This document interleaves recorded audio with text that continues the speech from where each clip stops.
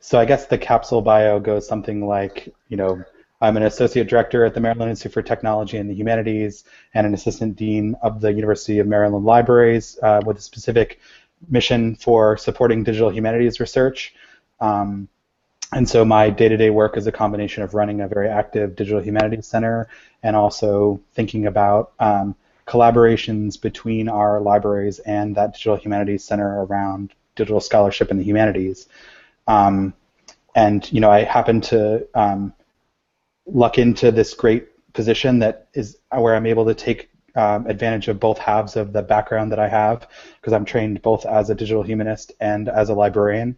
And so this is a great opportunity to think about how those two pieces of libraries and digital humanities research go together. I'm Katie Rawson. I am the coordinator for digital research here at the University of Pennsylvania in our libraries, and I started out in a CLIR postdoc. So my PhD is in American Studies, but I started in digital humanities and libraries about 5 years ago. And my work in some ways looks a little like Trevor's, but is less project-oriented. So I work on building data sets within the library to help our researchers do their work, and then I also do a lot of training and support around teaching people who are interested in doing digital humanities work and other kinds of digital methodologies and need some guidance. Great. So can we talk a little bit about the What's on the Menu project? And Trevor, would you sort of kick off for us how you got involved in that, how you got interested in it, and then how that project evolved? Sure. Yeah, it's a fun story. I think a lot of people in digital humanities and the digital parts of cultural heritage were certainly aware of the What's on the Menu project. I think it was one of the first big cultural heritage crowdsourcing projects that made a big splash and got people excited and sort of showed the power of these kind of approaches. And so I'd always kind of I'd taken a look at it. I'm sort of intrinsically interested in the materials of the What's on the Menu project. And so I was aware of it, and then when I started working on trying to think about how I would share what I know about data curation with other people who are working in digital humanities, it seemed like a natural place to go looking for, sort of sample data that was already sort of available and in the open that we could use. And so we started to, we had a grant from the National Endowment for the Humanities for one of their institutes for advanced topics in the digital humanities. Myself and Julia Flanders from Northeastern and Megan Sensony from the University of Illinois, and we were teaching workshops on data curation for digital humanists. And so we seized on the What's on the Menu project's data, which they were sort of openly publishing, as a real great testbed for teaching people some of the hands-on skills of data curation. And so from there, at first, having approached it as a workshop exercise, I got really interested in it. I sort of loved working with it, and so one of the students from some of those workshops actually came and did an internship at MITH, Lydia Zingatseva, who's now at the University of Toronto, Scarborough, and she did kind of the first project with me on this curating menus kind of data, and really kind of helped explore what some of the options were. And then it just so happened that Katie and I were both at a reception for CLIR, for the Council of Library and Information Resources, and Katie came up and said, I'd read some of your blog posts, and I think it's really exciting, and do you want to work together? And so we did, and maybe I'll let Katie sort of take the story from there. Yeah, so we began with the idea that, we would actually just dive into this and think about what was happening during World War I and in the interwar period in this beautiful collection of data, and that we would begin by being researchers.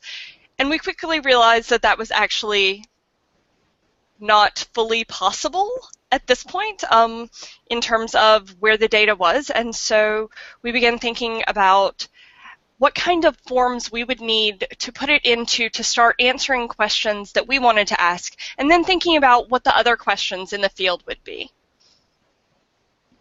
And what were some of those questions? So some of those questions are around, so one of the things we've been interested in is how people constitute a meal over time, which is something that you could actually learn from a menu.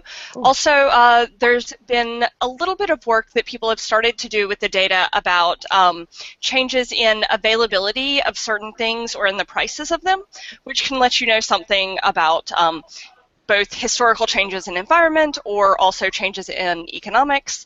And specifically in terms of the war period, our question was something about how food might change as a result of war, whether that be about availability or about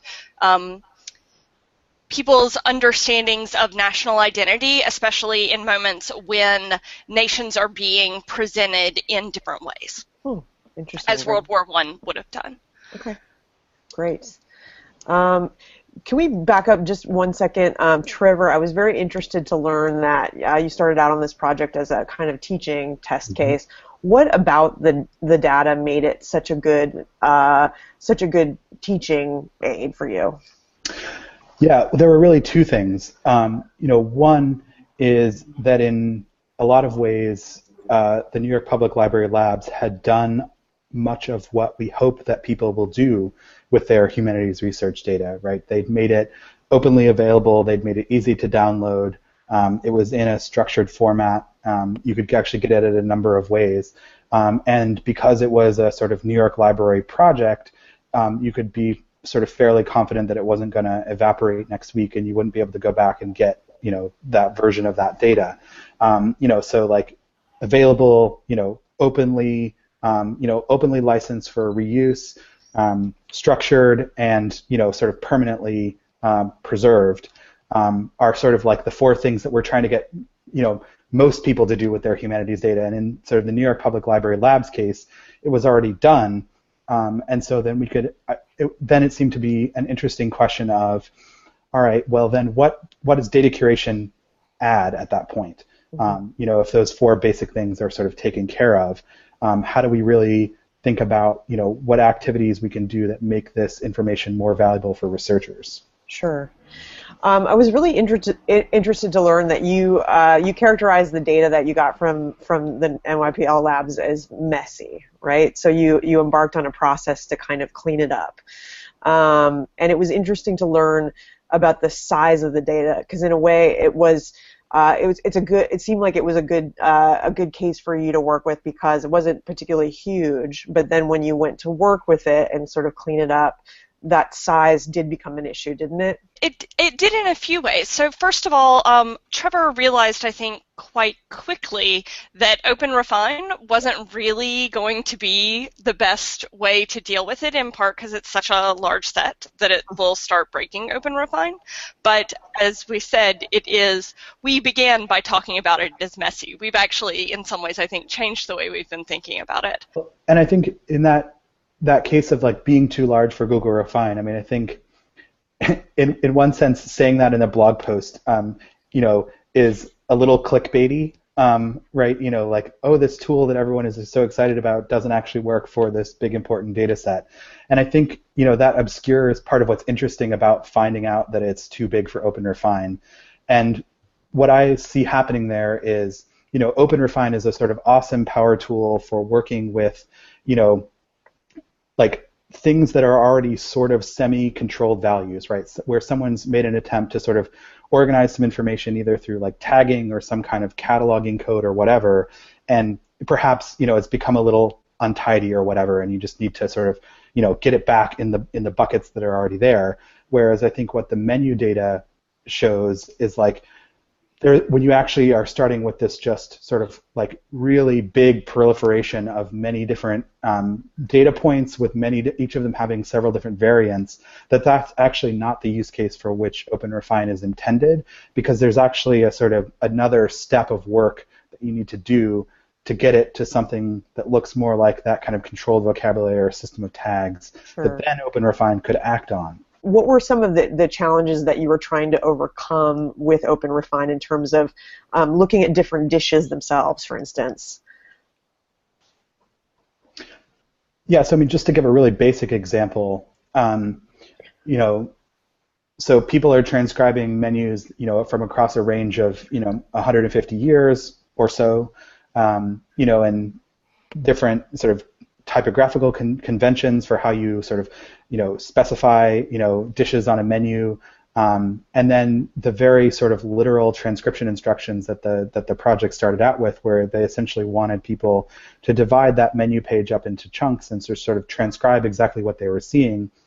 Whereas because of the way that menus are often laid out, they're trying to save space and, use less paper or, make it cheaper. So often there'll be like a heading that'll say like, steaks, and then you might have like sirloin steak, and then below that you'll have, dot, dot, dot with potatoes, or dot, dot, dot with green peas, or, whatever. And if you went through and transcribed those, you'd have one thing that was just sirloin steak and another thing that was dot, dot, dot peas. Whereas actually you have, many different variations of the steak. So that was one issue of like the match between the transcription process and the actual way that menus function as objects. And then the other thing was actually just even simpler than that. I mean, there are lots of different ways of capitalizing French fries, and maybe sometimes you abbreviate, maybe sometimes you call it pomme frite, and are those actually the same thing? So those were some of the issues in the data right away. So those were the challenges that you were trying to solve by looking at first at a tool like OpenRefine, which you ultimately decided was not quite the right fit for this. Yeah. And a lot of it was really figuring out that we had a bunch of different, variant strings, sort of like French fries capitalized different ways, or dishes that might be spelled different ways, or dishes with multiple word orders that might be sort of, transposed. And being able to look at that data and say, like, we as humans can actually tell that these are all actually the same thing, but to the computer, they appear as distinct items. And so, like, for instance, if you wanted to count or do statistics or any kind of aggregate analysis of the data, you have to factor that into your analysis of, we understand, many of these variants to be collapsible to one, but the computer sees them as just literal different data points. So you went from OpenRefine to something else. Can you talk a little bit about that process? Yeah, maybe I'll let Katie tackle that one. Okay. Yeah, so we initially were like, well, how do we do this? And so we thought about just like dividing up, trying to methodically divide up all of the data, because at first I think that we did. I think that we were thinking in terms of scale. Started moving on this. So part of it is that I'm in Philadelphia and Trevor is in DC.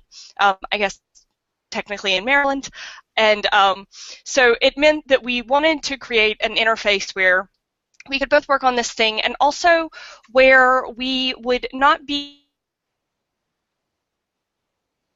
While some of the variation that we're talking about is variation that is mistakes, a lot of that variation is also variation that isn't a mistake. It's variation that's reflecting something that's happening in the object, but is simply not the way that it's helpful to analyze it using a machine.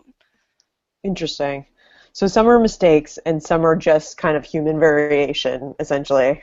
Like what you were talking about in terms of the way something's spelled or the way it's characterized in language, something that a machine is not as good at recognizing. Mm-hmm. Okay. And it's relevant in certain contexts and not others. I mean, and sometimes this variation matters in statistic questions, and sometimes it's just kind of what a data scientist or a machine learning person might characterize as noise. But in some cases, especially in this data set, it's signal. Okay.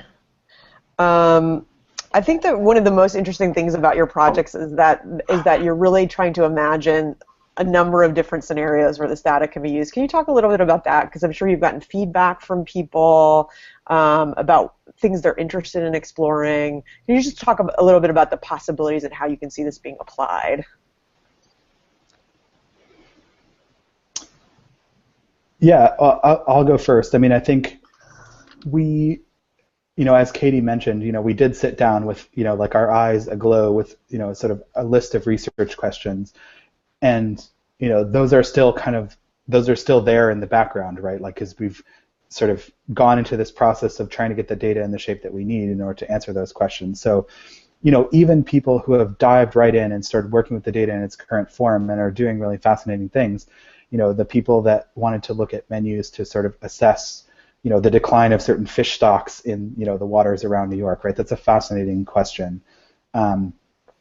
People are often really interested in, like the changes in price, right? There's a kind of, you can see, kind of inflation, and it has that, that little chuckle where you're like, oh, that bottle of wine used to be, $2, and, isn't it $35 now? And there's, so there's a whole range of things. And, we also were able to talk with the folks at New York Public Library Labs about the ways that, people had approached them about using it.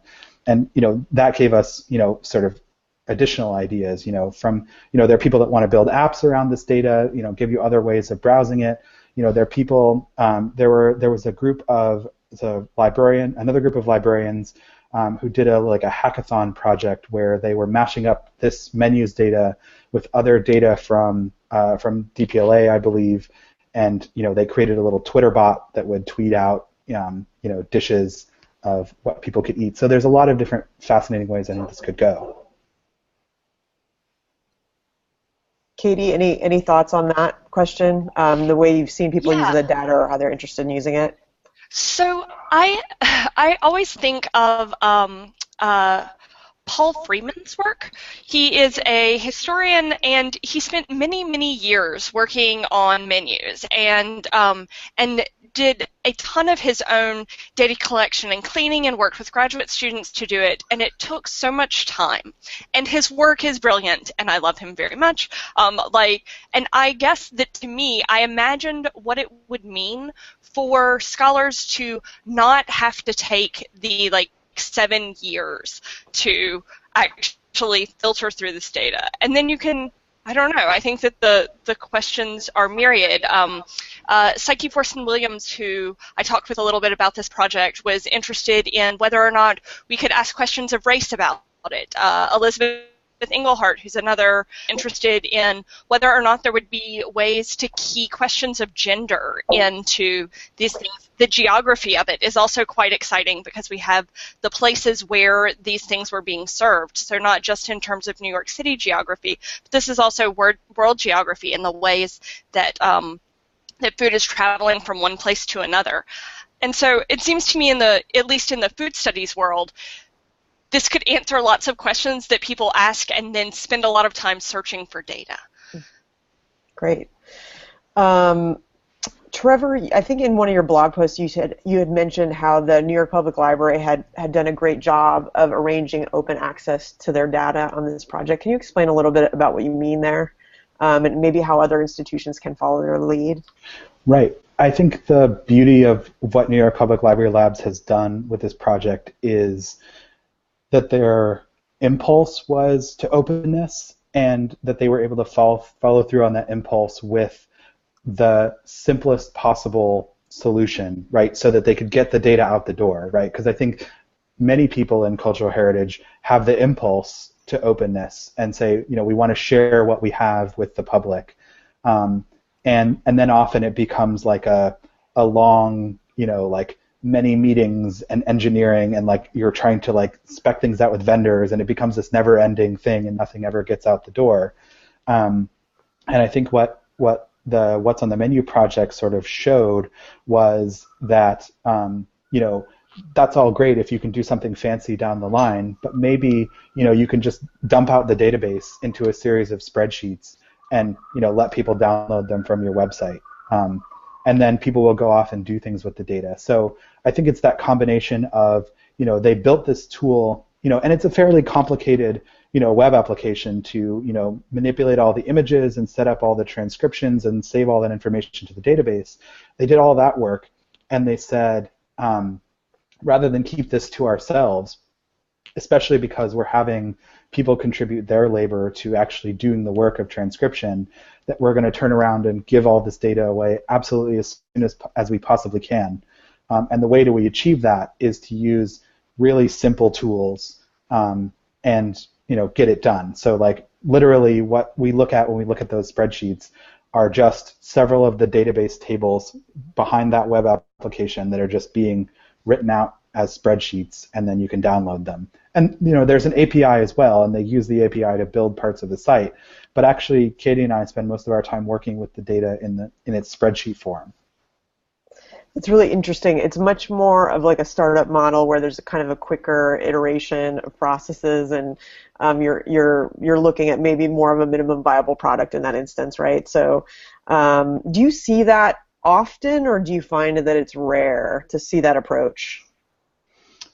I'm encouraged that we're seeing it more and more. I mean, you've seen, art museums do it. The Cooper Hewitt, Met, a number of other places where they're publishing their collection data, and then Katie at UPenn, they've just done a big kind of release of this data that's along very similar principles. Yeah, so this is a format called Open, or I guess a platform called Open, and it's really just a lot of very high quality flat files and a simple navigation system to get through it. And on the back end, of course, it's a lot of work. And so I think that the idea of like what quick simplicity looks like and the amount of work for that is also a question, because I know that also the people at NYPL put a lot of time into the design of things. Right, yeah, and one thing that we're really trying to do with this crowd consortium project is to look at even smaller institutions, maybe institutions with fewer resources, and see how we can encourage the same sort of experimentation. Do you have any thoughts on that? I don't know if it's within your world, but any thoughts on things that maybe smaller libraries and archives could try along this track? So one idea that occurs to me, and I think I've seen this less from the end of the world that's doing big data releases of like all our collection data, because as Katie mentioned, there is a level of effort behind that. But I think it's been interesting to see institutions use social media to do they're essentially using social media to have sort of one-on-one interactions with people that they don't reach in their physical locations, and often those could be around a kind of crowdsourcing task. I mean, so like the Smithsonian is a large institution example, but that project is really like one or a couple people inside a massive institution, and really like what I see when I look at what they're doing with like the Smithsonian Transcription Center is a very actually one-on-one interpersonal activity sort of through social media, where they're it's actually not all that different than like someone emailing a person. It's a more direct connection. So I think a smaller institution that doesn't have the resources to maybe do something on the scale of its whole collection, but could use these kind of communication mediums of something like social media to have maybe a lot of very small interactions about individual pieces or small groups of things, could still get valuable input or even data and material back from the public that way, even if it's not touching the whole collection at once. So I mean, that's just one idea that occurs to me, and I think people like going from the menus example, where it is like the dump of the whole data set, and seeing, that a lot of the impulses of what people want to do with it are then to break it down into smaller stories and smaller sub-collections and have some kind of more focused conversation or interaction about it, suggests, that's kind of what led my mind in that direction, even though the Menus project is in many ways not like that.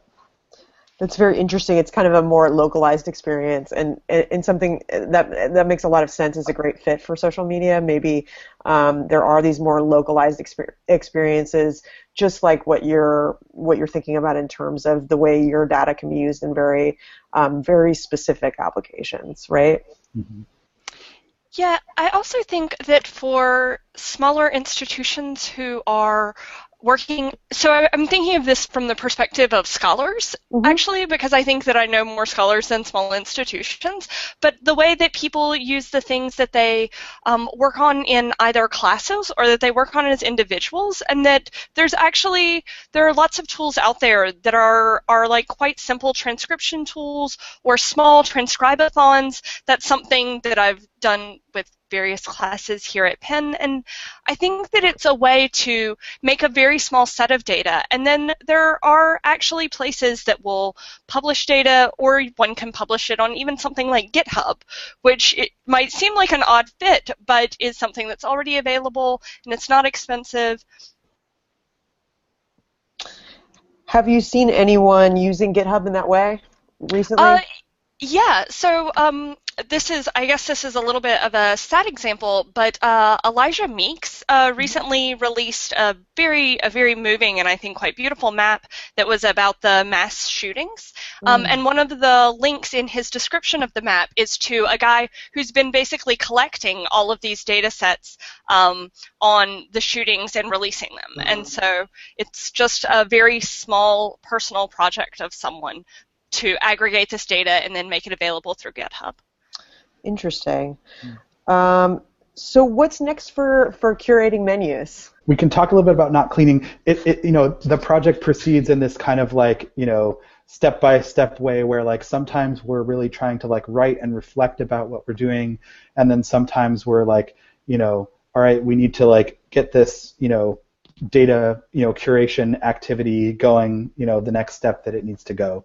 And so at the moment we're in this writing and reflecting phase a little bit more because, over like the spring and early summer, we were very much in like tool building mode and, really building out the next set of things that we're using to work on the data directly. And now we're in the reflecting mode. So we're actually working on a piece called Against Cleaning, kind of capturing some of these ideas about how our thinking has evolved about the way the work that we're doing, fits with the work that the contributors to what's on the menu have already done. Maybe I'll go ahead and spoil it and say that the term that we've become interested in is the idea of indexing. And so instead of thinking about the work that we are doing as in some way overwriting or fixing someone else's wrong work, instead we're thinking of it as expanding upon and networking information. I do remember reading about this conflict between indexing and improving access to data in that way versus improving data, which I thought was really fascinating, a really fascinating idea, and I'd love to hear more about it. I mean, it's a conflict because do you feel like your traditional role is potentially to improve upon data and not index it? I mean, I think part of it is the sort of maybe inherited paradigm around how people work with data, especially the bigger the data it is, right, where we're trying to distill data down into some set of insights, mostly through sort of like aggregate or sort of, quantitative approaches to it. And I think part of the turn that we made was realizing not that those approaches are invalid, but that actually what we're starting with here are, not just a set of, poorly calibrated data points as though like your sensor was off somehow, but are actually sort of small little, sort of human interactions with a piece of heritage that results in a kind of transcription action. And that each of those has it's kind of motivating reasons, and that it's worth sort of looking at them and thinking more carefully about, well, how does what was captured at that moment of transcription relate to sort of the next layer of knowledge that we might make out of that information. And so rather than try to sort of obliterate that or overwrite it and sort of make it neater so that we could aggregate better or distill it, to say, well, what if we just kind of figured out an easy way to point at it so that people could navigate, for instance, from the original transcribed value to what Katie and Trevor happen to think is its, say, normalized value. And then if we start to put things in series of categories, from the original thing that as it appeared on the menu page to that normalized thing to, say, some kind of assertion about a category or, that places it in some kind of ontology, right, that this is a breakfast dish or this is French food, that those are different stages of building up knowledge, and that what we actually need then is a way for people to navigate that accretion of knowledge rather than to sort of distill it and sort of make some overarching statement about it. And what's important about the distinction is you imagine in the scenario where you index the data very well, you imagine that a lot more people will be able to use it, and there are uses for it that you can't imagine yet. Essentially, correct? Yeah. That's definitely true. Okay. And it also, I think, suggests to others that they too can add to this data, and like I think that also part of maintaining all of the people that have touched it and suggesting to others that this is something important to maintain has also been us.